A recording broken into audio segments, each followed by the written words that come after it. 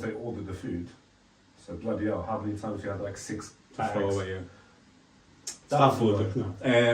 Oh yeah. And at the same time, they were doing the Eat Out to Help Out. I don't remember if it was the same period, but there was That a was lot 2020, yeah. I don't know, it was a bit paradoxal, everything. Yeah, I mean, that was good, but like I know some people used it in places that serve drinks and they found a way to add the food into it as well. But I mean, man, there were so many bloody rules that you had to have. Like, they're also annoying. Was for me the most annoying thing in COVID was telling people to put the mask on. I think maybe I haven't worked much during COVID. I think I was working only during the month of reopening. The rest of the time I was on furlough. But yeah, I remember that. Like it was quite simple. It was, I wasn't a big fan of it either, like everybody else, you know. But you have to put the mask on. That's Yeah, I know. And you have to go around the venue being a policeman asking people to. Oh my god, man! I remember. It was like doing like with a baby. It was like put your mask on. Why? Every time. Well, why? Of course, we have to. I don't know. So even if they get up to go to the toilet, which the toilet is just there, I know you still have to put the mask on. I know it's annoying, and trust me, man. Do you know how shitty it is for a bartender when there's a guy and he's talking to this girl? The girl likes the guy. It looks like something can happen, but because they can't talk to each other or be around each other because of COVID, you have to be a cock block. Like, that's man. And then of course the guy calls me a cunt and a piece of shit. I'm like, yes mate, I agree with you, man. I'm doing my part, sorry. It's my part, man, sorry. But that's what it is, man. Yeah, it was annoying. But then again, it taught us so much, man. I think of all the scenarios we kind of got dealt with and whoever stayed as a bartender, yeah. I think even when you had more than 2 years that you didn't interact with a customer, where you were like a factory, you come in, you get a ticket with 8 cocktails, you just make the 8 cocktails, and then after that, another ticket. The only time you could interact with the customer is if you did a bit of table service, and that was it. I remember there was a phase of only the QR code thing. You could already order from the table with the QR code as well. Yeah.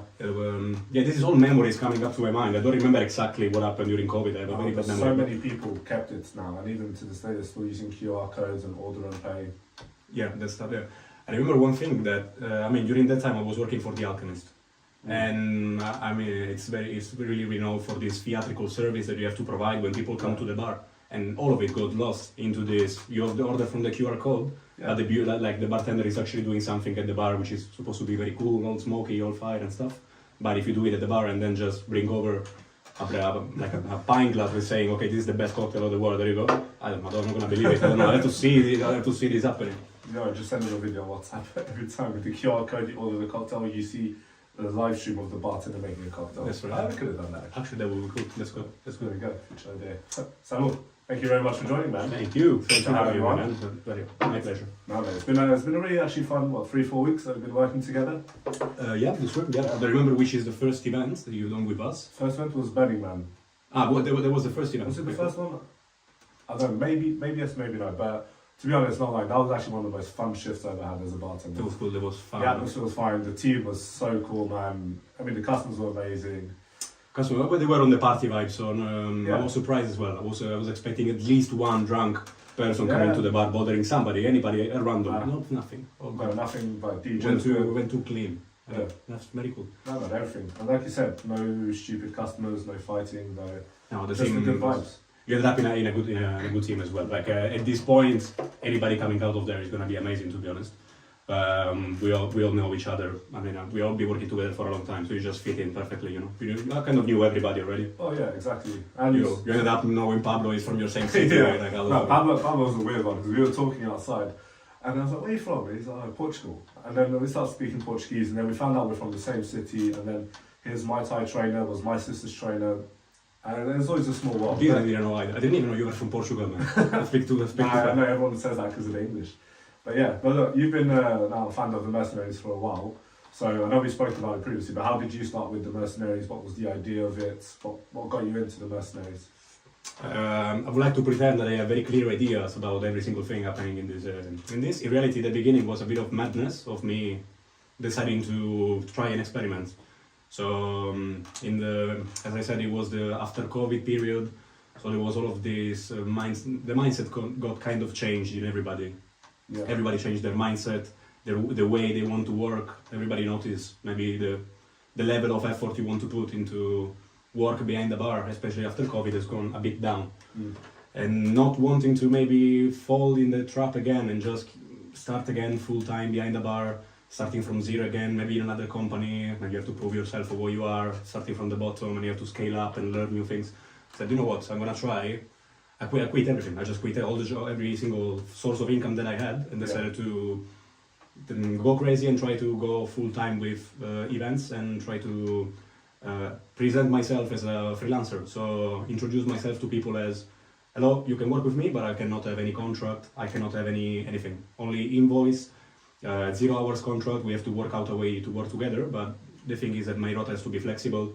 We have to communicate about the shifts that I can do and that I cannot do. So I know it was maybe it was a bit rude, but I tried to use the skills that I learned until that point to my advantage. So just say, people are in need. There is no staff around.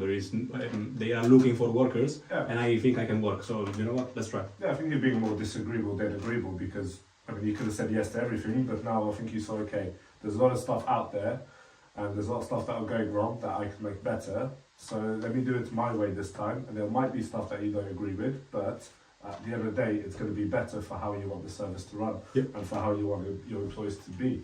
Like when I was working with you and with all the other bartenders as well, the great thing was they weren't just a random bartender that you don't know if they know how to make a gin tonic. No, of course. Everyone knew what they were doing. Everyone knew how to have a fucking good time. Like that, and that's what made key it ingredient in a shift like that, of course. So yeah, that was bloody good. At the very beginning, we didn't have this kind of events. I didn't bring any stuff anywhere. It was just literally me working 5 days in 5 different places, and it went on for a year. So at some point, I was kind of losing it anyway. The good thing happened when we started bringing more people in, when we created a WhatsApp group, when Atos joined the company.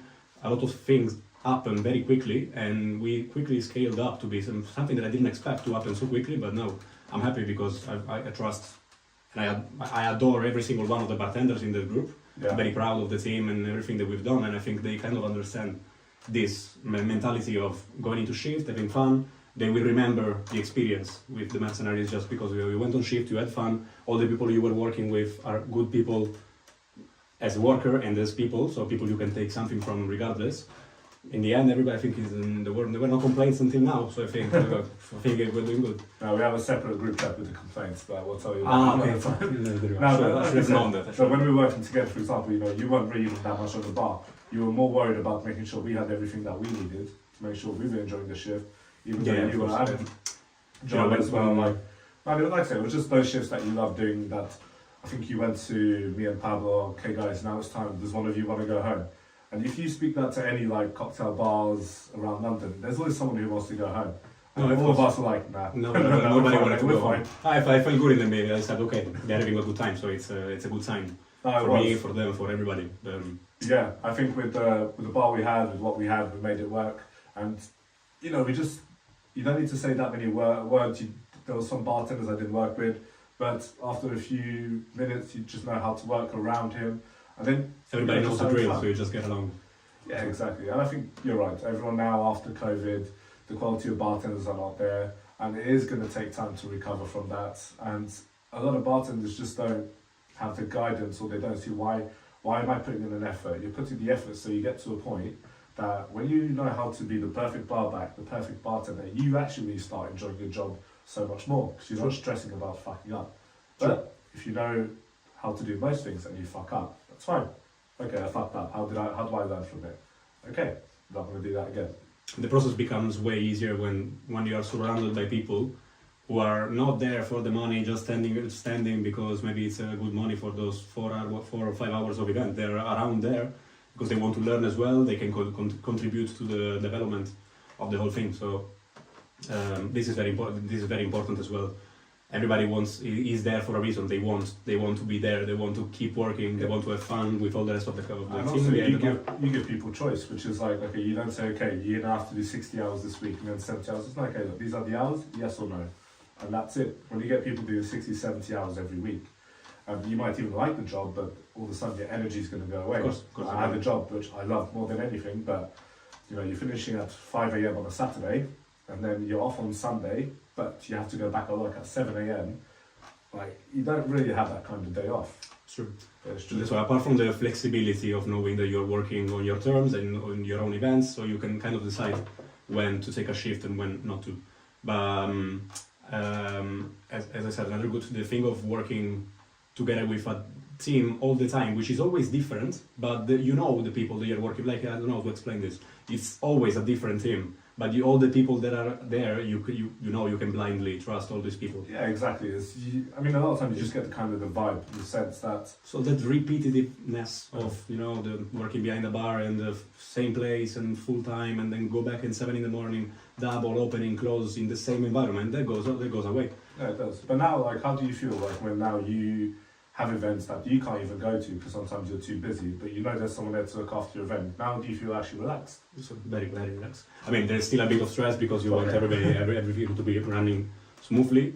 It's not even about the event itself, it's about the bartender. Sometimes my stress comes from the fact that I know I've sent this bartender maybe on the first few events that he's doing with us, and I sent him in a madhouse, basically. Sent him in a slaughterhouse. I know exactly who the organizers are, I know how they think. Maybe this bartender is going to walk out and he's never going to come back again. Never happened, to be honest. Yeah. But it's a possibility. But well, I think it will happen one day because like, you look at the best restaurants, the best bars in the world, even the restaurants with the highest quality of standards, they've had stuff that went wrong. And to be honest, when you run a business, especially as like a CEO or founder, you're kind of just putting out fires everywhere. And it's more just like, okay, what's the problem? It's just fixing the problems that come up to. Exactly. Yeah. But and I have to bring solutions. If I bring more problems in, it's the end. I have to bring more solutions But that's all it is. But but at the end of the day, look, it's a fun one. I really enjoy it. All the bartenders, the mercenaries that I know, fucking love it as well. And the fact that we get to work together as well, we're part of Life Behind Bars, and thank you so much for being a part of it as well. We were going to talk about it, and I mean, I know a lot of people do know, which we can tell them. So official announce. I think we can announce it. So we, some of you already saw our hoodies, the Life Behind Bars and the Mercenaries hoodies, which the good news is from January we will be selling them, and they'll be live. They'll be for £35 each. If you want one, just get in contact with me or Samuele.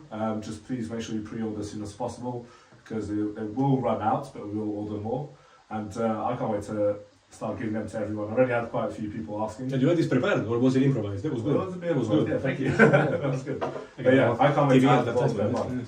Thanks. Yeah, I mean, I like wearing it, and I think everyone, when they're a bartender and they see it or they see Mercenaries, it's a cool thing to have. It's a good gadget, of course. I've got something else hopefully coming soon that I'll send you a picture of, which they can't see yet. No, of course.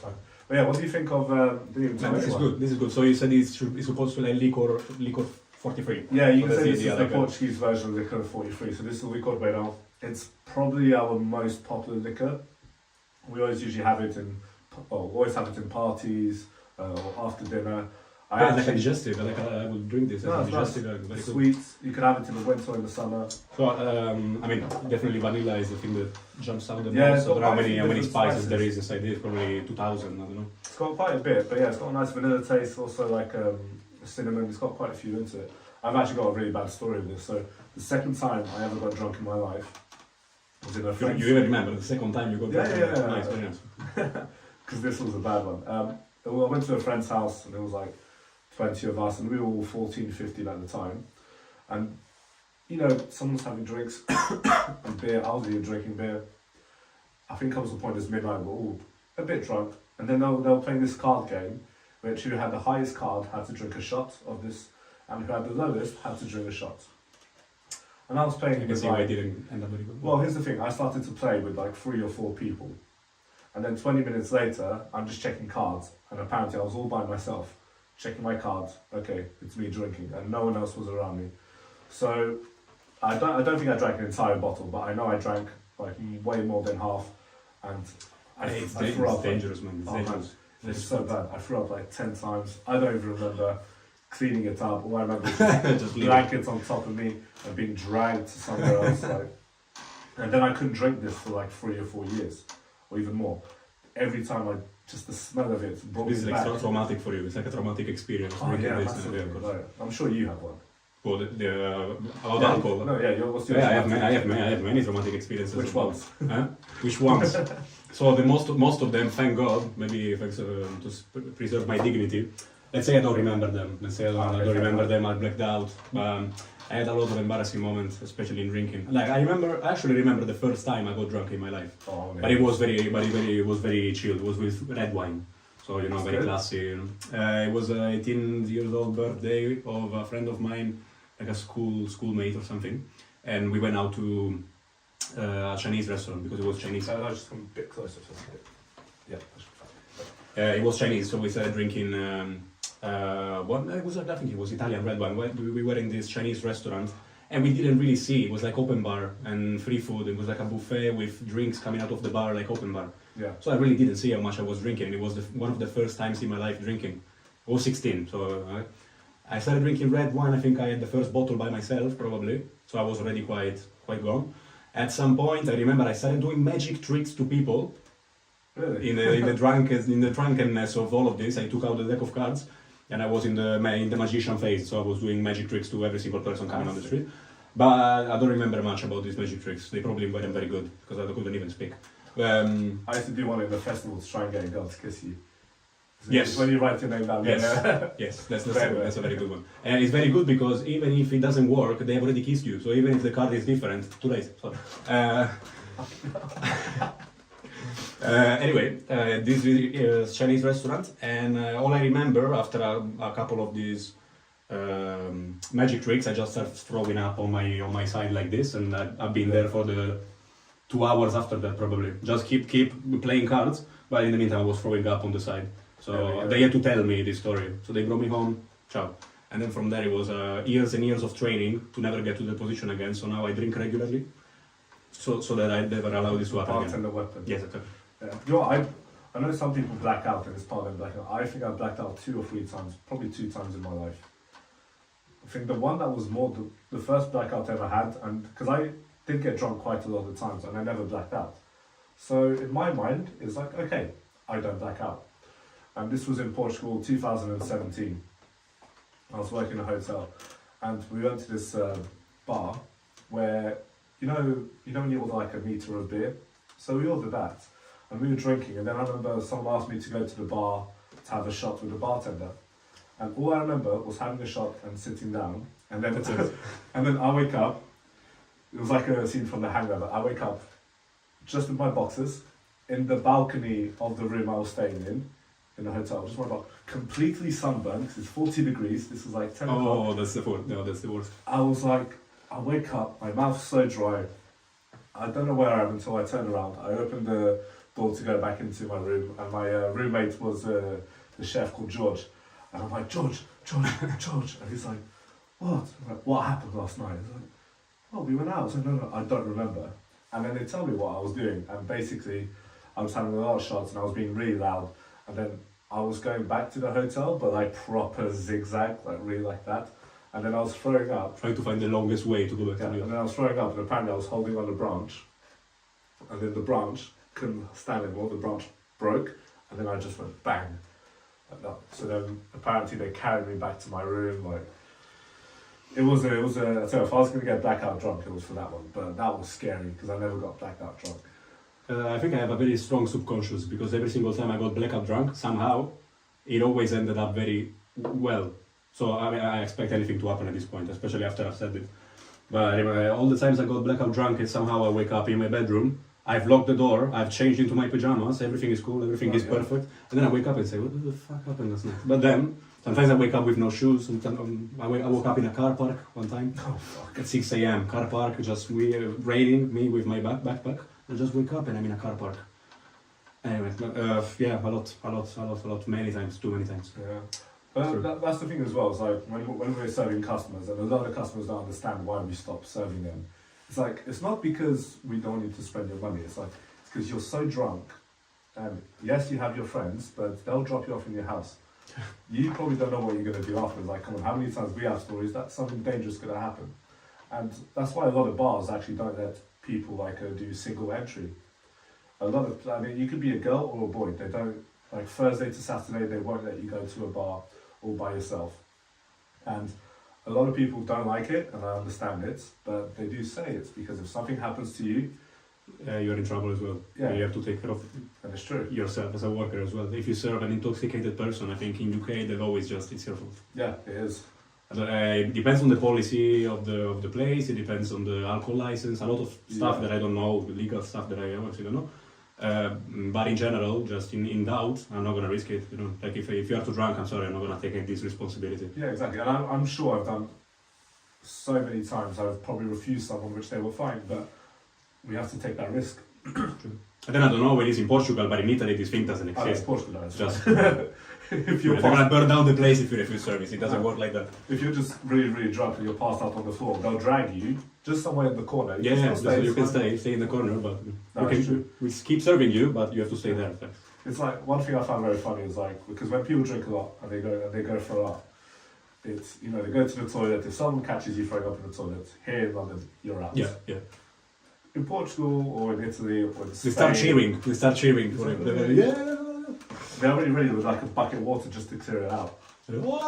Every time. Yeah. That's why the toilets in nightclubs in our countries are disgusting. Same. I think it was, I went If we to- have toilets, if Yeah. the bar has toilets, I mean, it's men not always common. have It's a not toilet. common. just around the corner. So, But yeah, no, I think it's a really nice thing, but it also depends. Like here in London, you don't really want to be completely drunk and you don't know what you're doing. In our cities, it's fine because there's always someone that you probably know. It's a lot safer. They don't do as many hardcore drugs as here in England they do. So you've got that big variety to it. But at the end of the day, it's just drink, have fun, but be careful. same. No, okay, cool. And it's a good spot to give to people as well because Yeah, fair enough. Yeah. No, get drunk. Be careful. Be careful. be careful. I'll serve you what you want, but just be careful. Chill out. No. So now when you think of like, as you know, you just had the World Cup and it was in winter time, so it kind of changed the vibe when people go drinking. Like when it's World Cup in the summer, everyone likes to go out and Mhm. party. And now it's Christmas time. Do you think when, like, especially now and next week, when now it's the final of the World Cup and people are drinking, with Christmas on top, do you think it's going to go fucking crazy or do you think it'll be alright? Okay, I think it will still be crazy because it's like a very big event. It does a lot of noise regardless. It was definitely a bit less heavy, a bit lighter than the previous World Cups because there was a lot of story behind. There was a lot of stuff happened. Plus, I'm not even this incredible football fan, Yeah. so I follow the national team when it's on. And Sorry about that. yeah, okay, yeah. That So was, we're out as well anyway. I was already feeling the pain while I was speaking. So okay. Apart from this year anyway, I try to enjoy the national team. So many people who don't follow football have the same mentality. Maybe they don't care about the football game, but it's England is playing. Let's go to the pub and let's make some mess. So in the end, it is gonna be absolutely busy, especially during now with the semi-finals tonight. By the way, Oh yeah. tonight they're playing the semi-finals tonight. So yeah, and with the finals as well. Maybe the fact that England got out of the cup. That's gonna help out a little bit, but in general, it's always busy. I was working. One of the first experiences I was working, I think 2018. I was working in Victoria in a sports bar, Oh, which one? Greenwood. I I used to work for. Oh my god, man! Oh my god.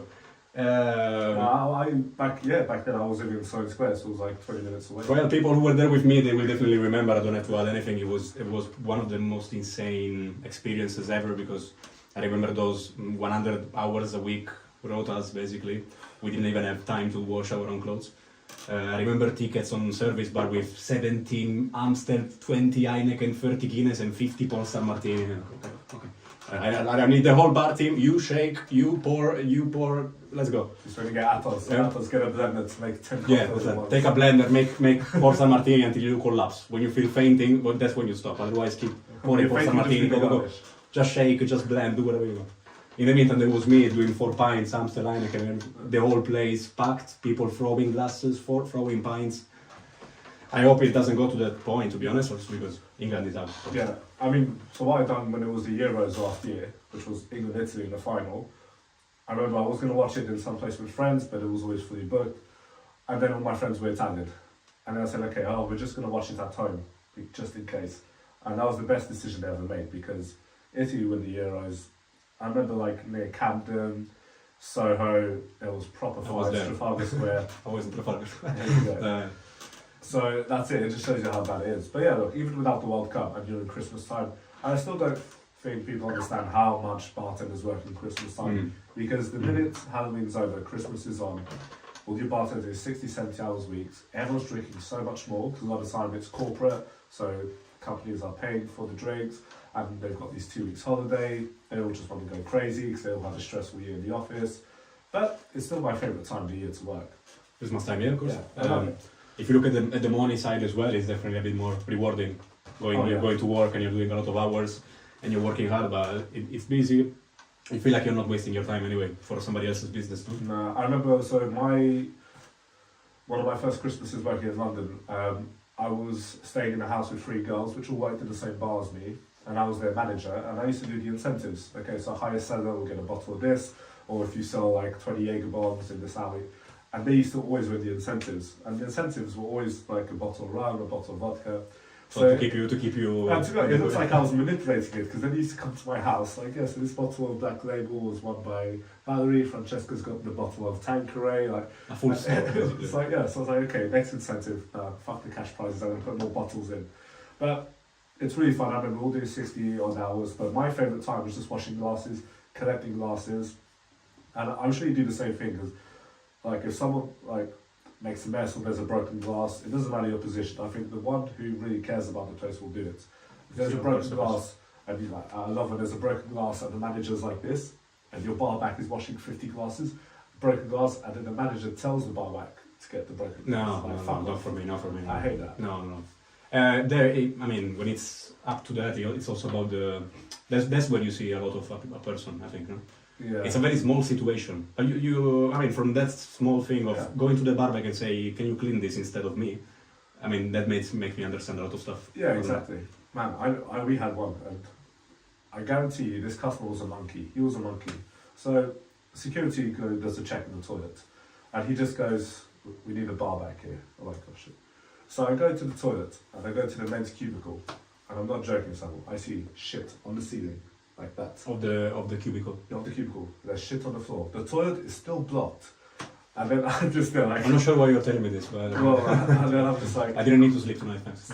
I'm going to need the bar back. Can you get some mop, gloves, a bin bag, D10, water, and buys 2 shots of tequila for after the shit. And then me and the bar back, he's actually going to be on the podcast next episode, Christian. And we just saw it, and we could be bitching or complaining. We just laughed.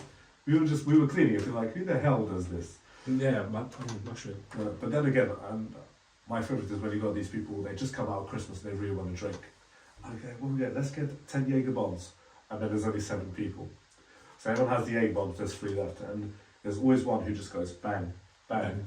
No wastage. And 2 hours. I mean, I like the Highlander mentality, but just relax. It's fine. It's Christmas. Try to enjoy the night. Then 2 hours later, where's your friend? And there's us taking him outside. Collapsing. But he's still okay. Oh man, this was so funny. And this is for me the most London thing ever.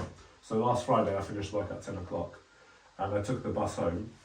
When I'm on the bus, I'm on the top deck. And in the front, there's this like group of English people. In the back, there's this group as well. And everyone's kind of like drunk and singing. And then this girl in the front, she's really drunk. She's like, "Oh, I'm going to sing a song for everyone. Thank what you so song much." do you want?" And I'm like, God. And then this guy in the back, you know the song that goes, "And I will walk 5." Oh, yeah, so he starts singing. Oh, I will start singing that as well. If she starts singing that, I'm gonna join my. He starts singing the beginning, and he's really drunk. He's like this, and he's like, and then he just stops, and then he just goes, da da da, and he goes quiet, and then like 2 minutes later, he's like, da da da. He was updating. It was so funny. I took my headphones off, and I was just listening to the guy. And then all of a sudden, he starts to talk to this guy and girl who were on their first date together, and he starts asking loads of stupid questions like, "How's it going? Are you going to go on another date? Wait, if it's a first date, are you guys going to have sex tonight?" Like, he started to ask. Well, actually, I would have had fun. I would have enjoyed the moment. I loved it, man. It was my favourite bus ride home. So basically, you were just in the corner with the monoculars, looking and enjoying. Man, so the guy was there. The couple, she was there. The guy on the first date was literally sitting right next to me. I loved it so much. Like, it was my stop and I didn't want to leave. I would have stayed there just to see I would as well. how far can this guy go. What is he going to ask? But he saw that I was laughing because when he just stopped, he just go I just start laugh so much. But that's not good. You always get these fucking crazy stories of people in London completely drunk. Oh, that's the beauty of this city. I'm not gonna lie. Like many people see it as the negative side. Yeah. Too many weirdos. I think it's amazing. It's great. It's great. Like it's the best thing of the city. Yeah. You're sure every single day you will have a story to tell. Yeah. It doesn't happen very often in a lot of cities, especially. I mean, in Italy, the city where I'm coming from is a bit bigger. Let's say that I'm coming from Turin, a bit more metropolitan city than some others. But it's still. You know, I mean, it's those kind of places where you do something and everybody talks about it, everybody knows about it in a matter of a week. In a city like this, you're free. It's like yourself against the rest of the world, or together with the rest of the world. I don't know. I feel like I weirdly feel at home in this country. Yeah. I don't know. I still have to understand very well what this means. But I feel good. I feel like you can never be judged. You can never do something too crazy in London. Yeah, You're always average. When you go to Tesco, you could wear like just your robe or just a t-shirt. You don't care.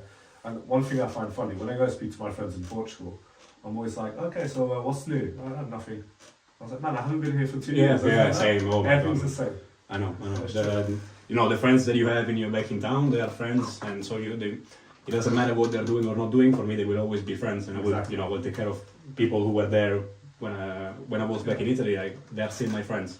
But this is a very common thing. Okay, so what are you up to? What is going on? So you finished university?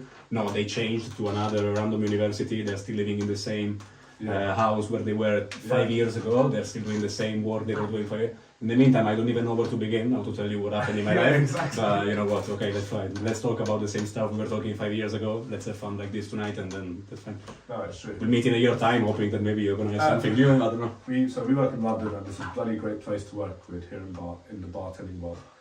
But Yeah.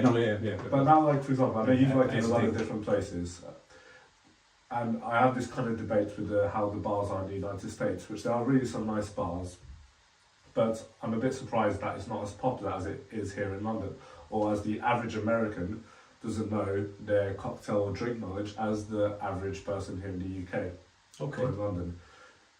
What do you think is responsible for that? Well, to be honest, it's new for me. I thought even in America, I know they have this big drinking culture. They have a lot of top 50s are coming out of America every year. So I thought they had a bit more knowledge about this stuff. I've met many Americans.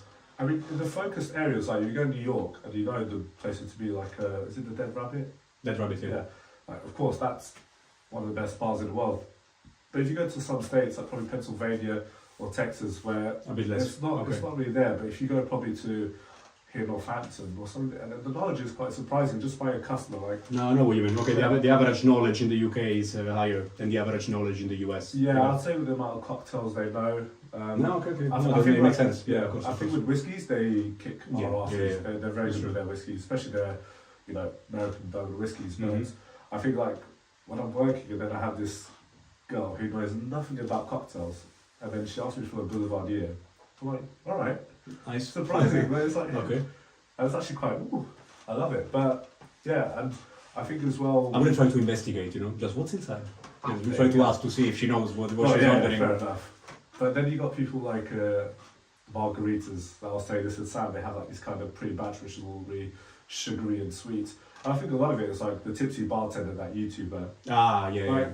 At the end of the day, like he's a bartender, but he's not going to show you how to make the perfect espresso martini. He's the guy, like, you want to do a house party? Cool, this is what you need. And that's what you need for a house party. He's the person tending the bar, let's say, or kind of. Yeah, there you go. I know what you mean. Well, I don't know how long this has been going on, how long hospitality has been a strong majority of the UK economy, because it's very important anyway for UK. Yeah, I don't know to give out numbers. The bars industry, the hospitality industry is making a lot of money to the UK every year. Oh yeah, massively. And I think even with Eat Out to Help Out that we were talking about, when that happened with COVID, I think it contributed about £40 billion to the UK economy. But then again, I think because of like now the rising prices of energy, well, with inflation, there's still 200 bars and restaurants closing every week here in London, which is annoying. But also I think some of them are just not being well managed. Like we were talking about this even before we started. which is some people with restaurants and bars, they go to a friend's house, the wife makes these cocktails, the husband cooks, oh, you should open a restaurant. And they have no idea. No, I think there is many people who are definitely struggling for bigger problems. So I don't want to make this too general, saying that everybody is like this. But in general, let's say that, like we were saying before, maybe we got to the point that we kind of needed to clean a bit about all the businesses in London. Are you really sure that all of these business models are winning business models? Every single bar, every single thing that we see around us is impossible. There has to be one which is not managed in a proper way and it's just working because pre-COVID and you just make money because you have a bar open, so everybody's going to come in and order a pint. But now it's different. Now there is a lot more competition, so you have to, I think you have to kill the competition, you have to be different. You have to make up something new, you have to comply with a lot of changes. So if you are not coming from the hospitality world, I don't know how many ideas you can have to make a business successful and innovative and keep changing into something that didn't exist yesterday. Because what's the point now in going to central London and saying I'm opening a bar? You're going to close in a week. Yeah. You're going to close in a week. All the offices are closing down, they are moving to cheaper areas. Without even counting the 4 days week. So now Monday to Thursday only. Now most of the offices are doing Monday to Thursday. So it changes also a lot in the bar timetable, in the bar rota. How do we have to do, what do you have to do during your operational hours? Yeah. I think you can see it from now anyway, because like we call Thursdays corporate nights in a lot of places you work. Because now on Thursday, everyone who kind of works in offices, that's now like their Friday night. They all go get fucked on Thursday. And then Friday they can still go out. Saturday is always going to be Saturday. Everyone's going to go out on Saturday. But like you say, I think there's a bar for every person, especially here in central London. But then also, I think when people are managing it as well, they're wasting so much money. Like, you got to be careful, because if you have a lot of staff on, you're going to lose a lot of money. But then if you don't have enough staff, you're going to be losing a lot of money. But then, for example, if you're not being careful with what you order, with napkins, glasses, ice, and if you haven't got it on paper and you're organised, you don't know how many boxes of glasses you have, you don't know how many you order in a week.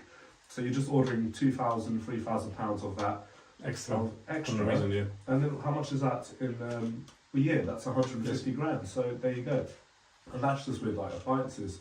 And like even now with the energy crisis, I was really surprised to see a lot of businesses not really adjusting their platform. Like a lot of restaurants, they still have their lights on overnight. Yeah, I was about to say. Yeah, that's insane. Okay, like I know places they put sensors on, and they push back cleaners starting later. There's all these things that you got to unplug, and it's a bit annoying, but you got to do it because it's costing so much. But yeah, I think people just need to kind of have a bit more experience, and that's why when they come to me and I have people say, I'm planning on opening a bar, could you help me with it? And I say no. Why? I said because I still got. I have an idea of it, but I still need to go through so many more experiences to be confident to do it. So yeah, it will take a long time. I don't think UK is the right place where I'm gonna do a step like that. Also because in the UK it's a lot of investors game. Yeah. So apart from the networking and knowing the right people, you really need money. You really need a lot of money, and most of the some of the investors or some of the business owners who end up opening a bar, they are backed up by UK banks maybe to open that kind of place, and they are backed up by very strong hedge funds. It can be anything. Investors are everywhere anyway. But you individually trying to open a bar for yourself, like with a mortgage, like it could happen in our own home countries, I don't see that happening. Yeah. Not for me. I mean, look how many pubs are opening now. Pubs are kind of now almost fading away. There was a pub I used to love going to, it was in Wood Green, they closed down, and it was cheap, it was like really cheap. But they just can't deal with, because before you could pay someone like £7.50, £8 an hour, now you've got to pay them £11 an hour. Your rent is probably 25% more expensive. Your energy bill is about 30 to 40 or even 80% more expensive. You end up breaking even if you're lucky. Yeah. So, and a lot of places just break even and they hope to get this Christmas time for them to make the profits. Because a lot of places just lose money in January as well. But then if you've got the places that are just open every day of the year and every week is kind of the same, perfect. I don't wanna sound like I don't incentive people to open bars, otherwise what would we be doing? Nothing. Well, yeah, exactly. But at the same time, I think there is very few, especially after COVID and all of these problems, people who were aware of the hospitality situation, they kind of shifted out of hospitality. They understood the problem, so they don't even bother by, do I want to open a place? Because it's not even in their minds. And maybe other people who were not even in the industry, they kind of smelled the opportunity because the bars are closing down. Why don't I open one? Because they're going to close down as well, probably in a week time. So it's a bit of now it's very complicated right now in UK, especially with the Brexit thing, recovering from COVID. There is a lot of problems, even just for the price of the rent price of the place where you're going to be. I think it's a bit insane right now. No, it is. And like I said with Brexit as well, I think the UK is the UK because of not having Brexit. Because I get with the trading why you want to implement it, but don't forget, look, my dad was born in England, but his parents were born in Portugal. Everyone I know here that I'm friends and kind of get on with, 95% are not from the UK. And when you're on the bus and you look at all these buildings around London, who built the houses? The Polish. What beer are you drinking? Italian or German? What food are you having from all around the world? And then all of a sudden you're no longer getting those people there. And I'm not saying the English can't do it. It's too much for the English to do. Yeah, so it's too much. Yeah, that's why you should do all of whatever you're doing already, but you have to triple it up. You have to export as well to keep it to keep the economy going. So it's I know what you mean. No, it was difficult, but look, it's this is why I like speaking to people about it. With Sam asked where he saw the future of bartending, and he says that he doesn't see it's going to be a profession that you could just get paid to survive. I disagree. It will always be like that, but because look, who's got a job in bartending now? In 2018, so this is only 4 years ago, I was getting £7.50 an hour. £6.50. And now, everyone you're talking to is getting at least 12. Yeah, true. If you're on £11 an hour, it's your fault. Either you just started in a job and you need that time and experience, which is fine, or you're lazy, and that's why no one's taking you to take more money, or you're a student. Now, if you're a student, there's two things. You accept. Yeah. Now, it's like this. If you don't give a fuck, that's up to you. But when you rather enjoy your job whilst you're in uni and having fun, or because man, when you do a job that you don't like and you have to be 8 or 10 hours just doing this, it doesn't feel like 8 hours, it feels like 16. Yeah, sure. So that's where I think people could change a bit their mentality.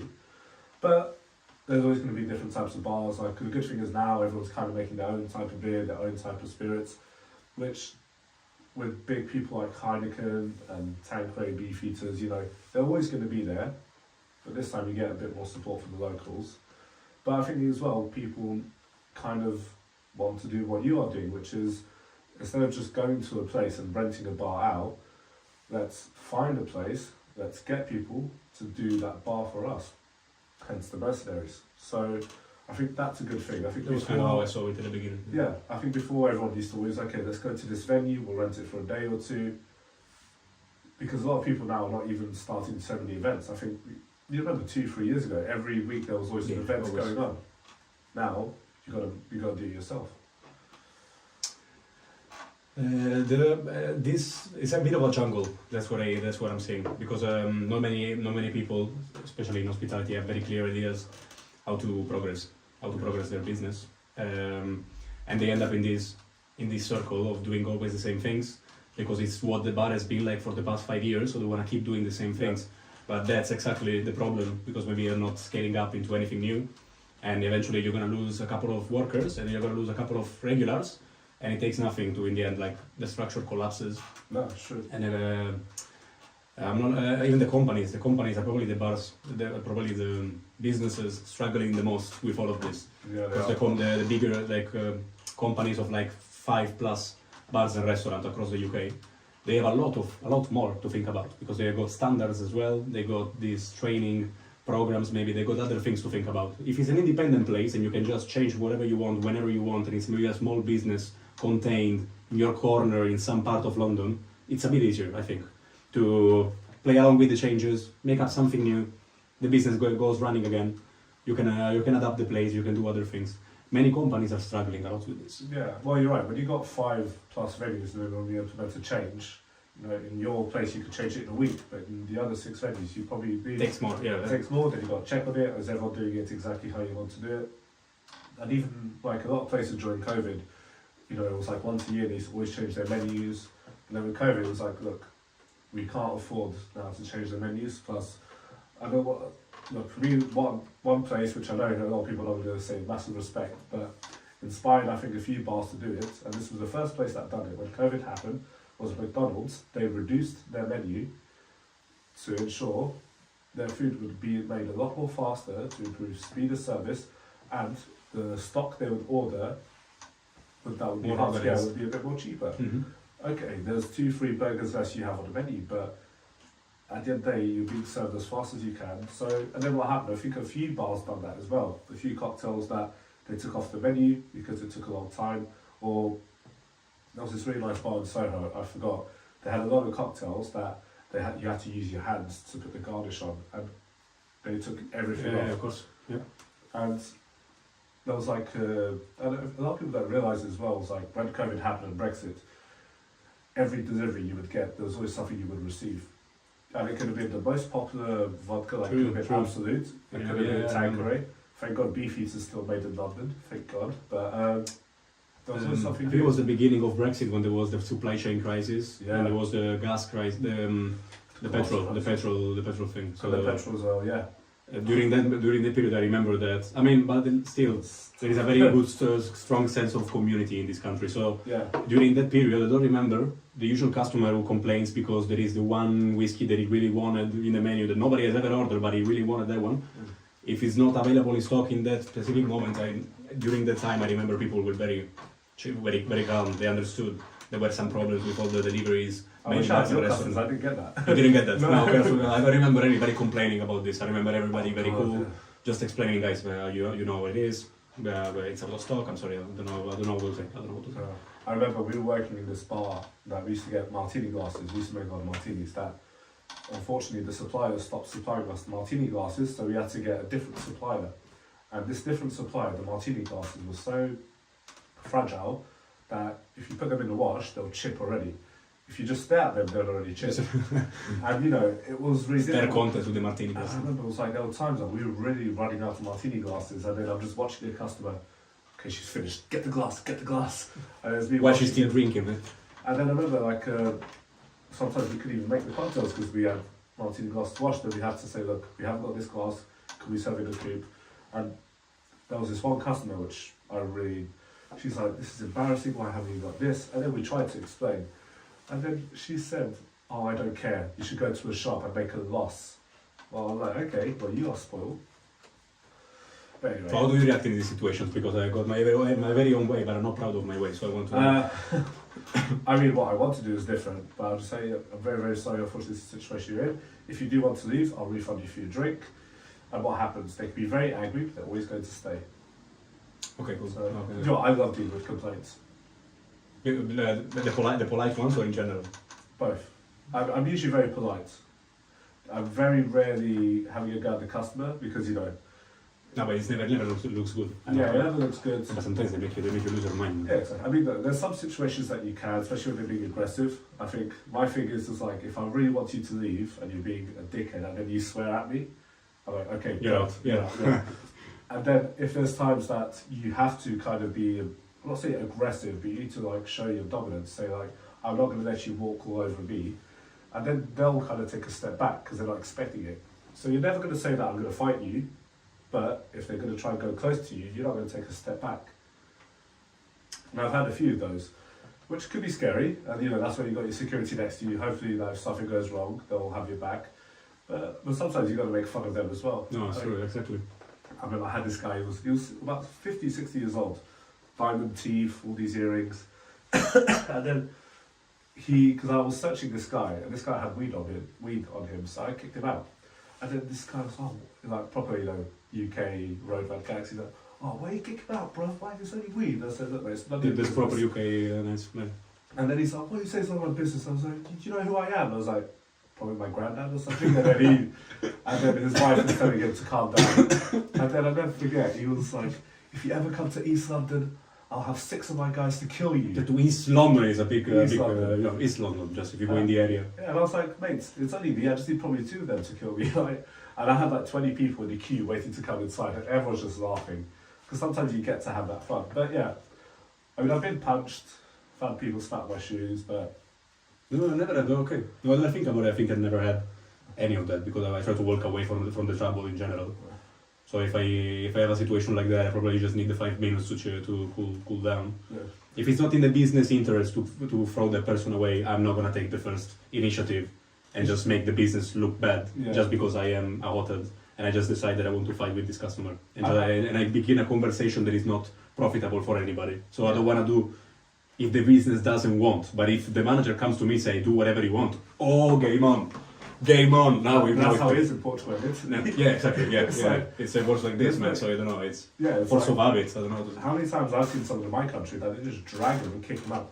Because like here, even if someone's so drunk here, you can't really hold him. You got to be like, come with me. And if you hold him, you have to hold him side by side. Like in Portugal, you just have a big security guy just grabs him and just kicks him out. That's it. I'm gonna complain. Yeah, complain. Go on. We don't have a website. You can complain.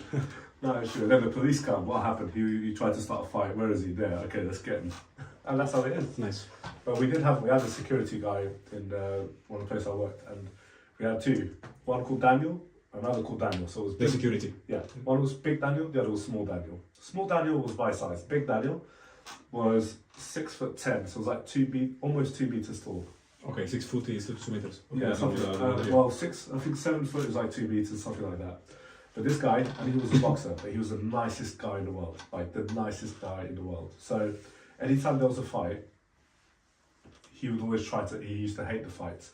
And there was one time this guy was very drunk, I asked him to leave, and the guy's like, with his beer, he's like, no, I'm not leaving, I don't care what you're going to do, I'm not going to leave, fuck you.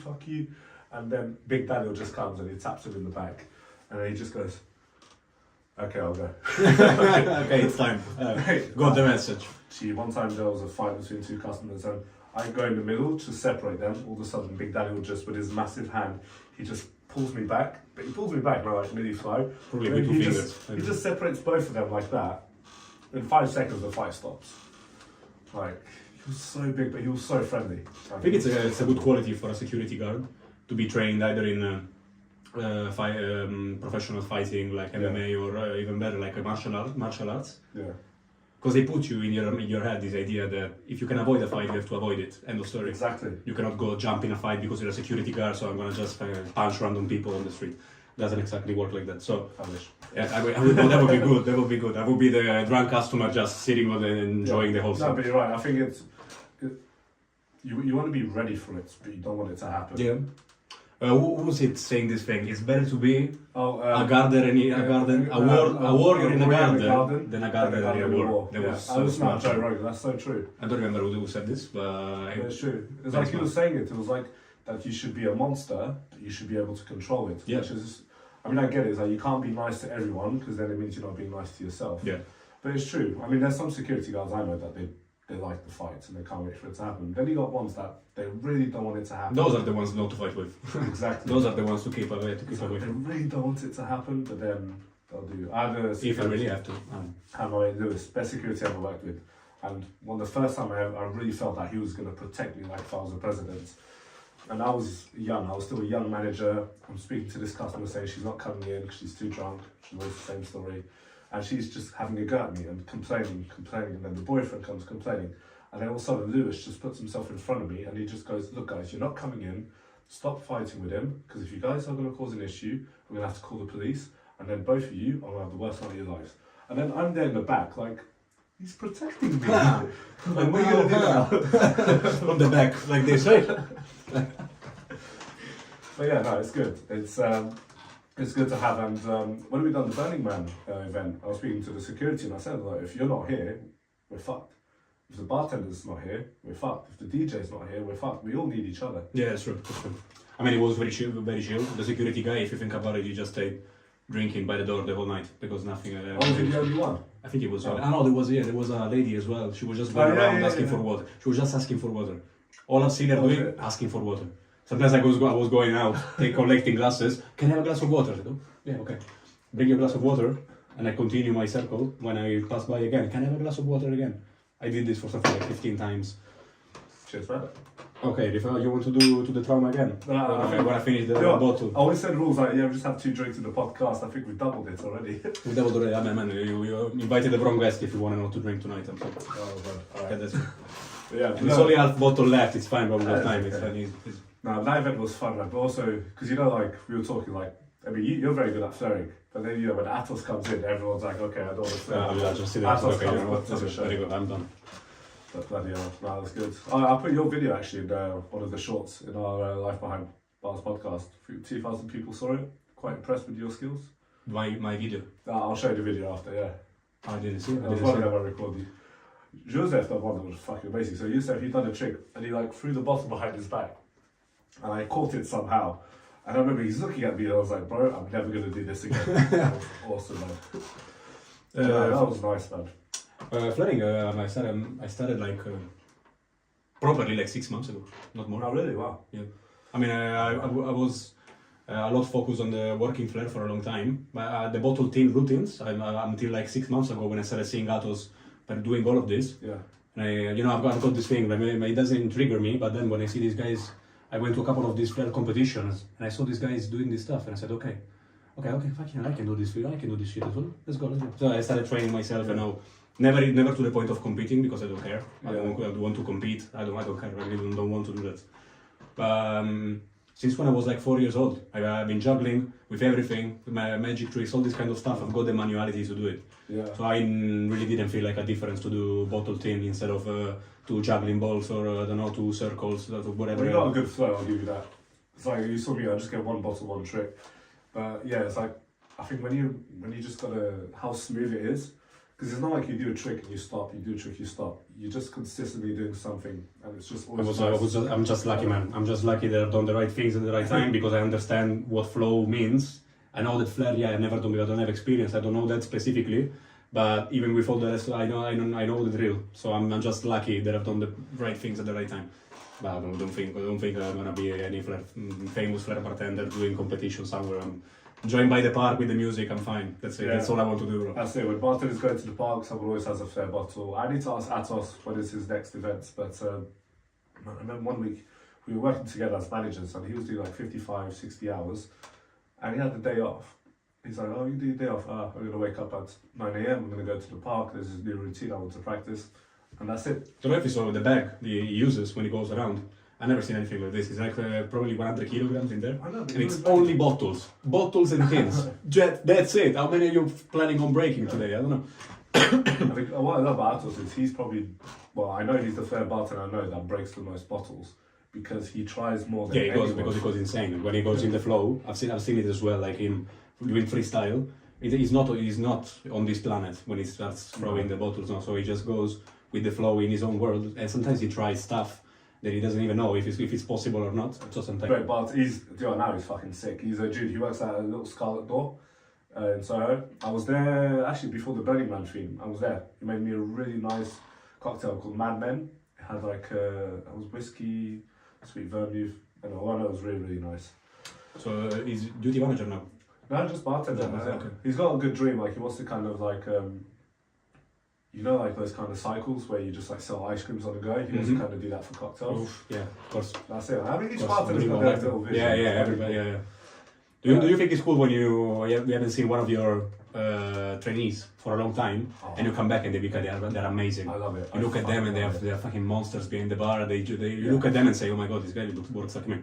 I know, man. Exactly, man. This makes me feel one of the most satisfying feelings in the bar that I've ever had. But after you train somebody and you take a lot of effort, even if it looks like they don't care, but you still care a lot, so you still give them all the tools to try to be better than you, try to become the best bartender in the place, try to be even better than you and whatever. And then you come back after a while and they still say thank you.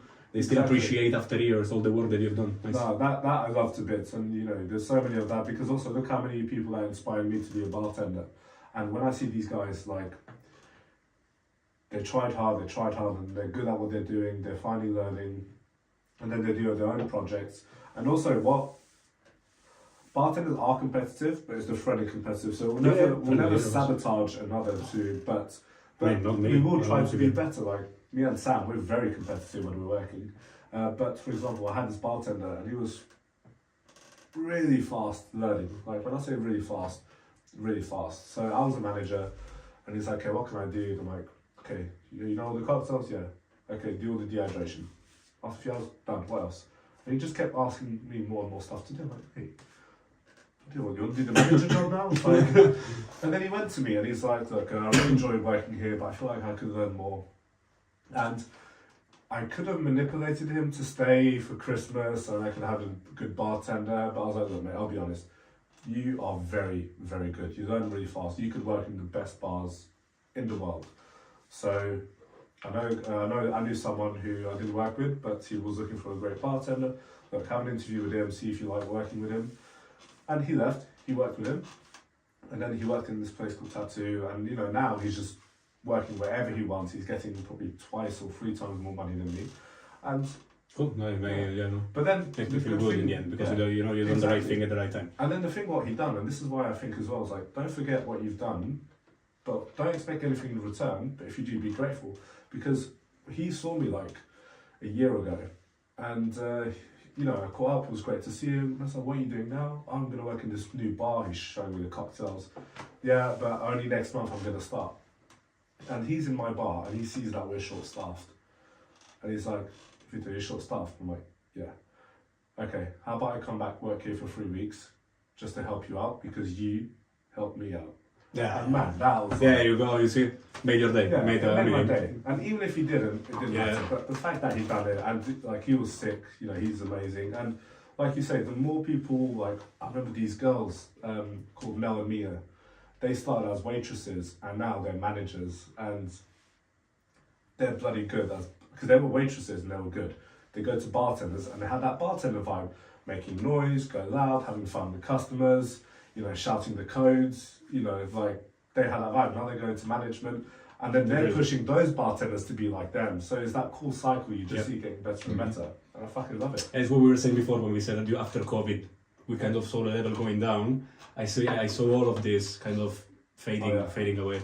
Even just the healthy competition thing that you were saying, I don't see that anymore. No. I see competition, but I don't see healthy competition. I don't see somebody saying, I want to become a better version of myself. I see people going around looking at other people, what they're doing, where they're living.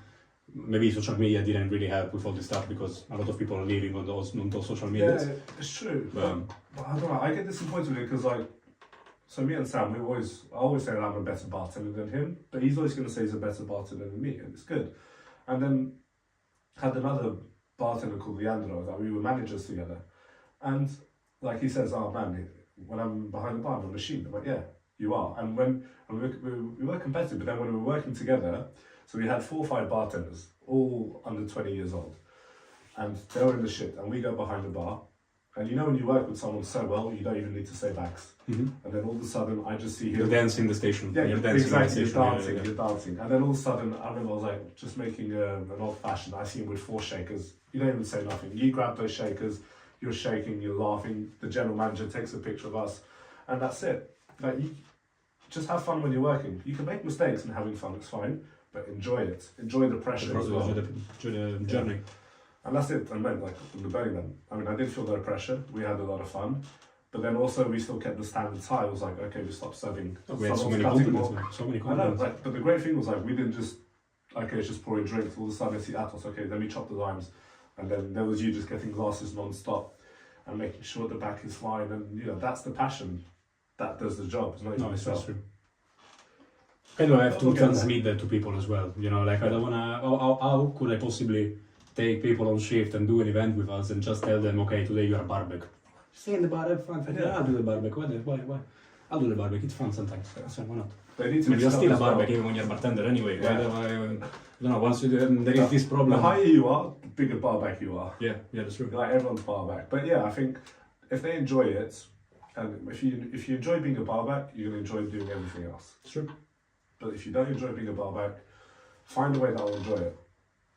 I think it could be, I know it sounds stupid, but I really honestly think this, like in whatever career anybody decides to do, even if it's not hospitality, and if it's not going to be working the way that we do and everything, it's a good idea to work for a while as a kitchen porter or as a barber. Yeah, man, especially Not the humble. It's not even about the humble down thing. It's really, it gives you, I don't know. It gives you you take a lot of messages. You take lessons from something like this, No, you do. and you learn how to eat shit, and that's very important because not many people know how to do that anymore. Yeah, I know we said it was going down, but like on Saturday, like I told you, I finished work and I've done 36 hours in 3 days, which is now what I'm starting to do, which is fine. You get used to it, but I did work for a month, so my legs were dead. Dead, yeah. Then I went out, I was drinking, and then we went to 1 Russell Street as always, and then I was with this guy who just became a barback called Harry, and I looked at him.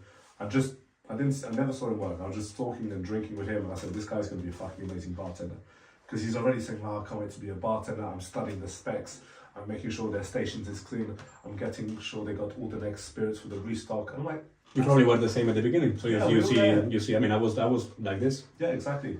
And that's the best thing ever, man. But yeah, hopefully we'll get more of them, and I'm sure we will. But, The bartender, yeah. I mean, it will take some time for the bartenders to go back to the same kind of circle, the pre-COVID circle. But all we can do is kind of help of this process. Yeah. So if there is somebody who wants to learn, I can teach. Yeah, I mean, that's why I started this, is really to inspire the next generation of bartenders.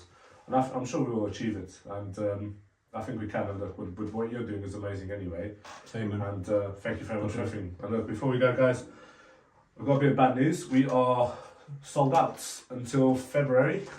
But hopefully we will be having a bit more coming, hopefully before. But if not, it'll be here waiting for you guys for 2023. And if you have any inquiries for the Mercenaries, the link will be in the description below, and Samuel will be taking care of you. And again, man, big thank you for coming. Yeah, thank you for coming. And, for shall we shot this the last bit? Yeah, okay, that's a good thing. For the next blackout.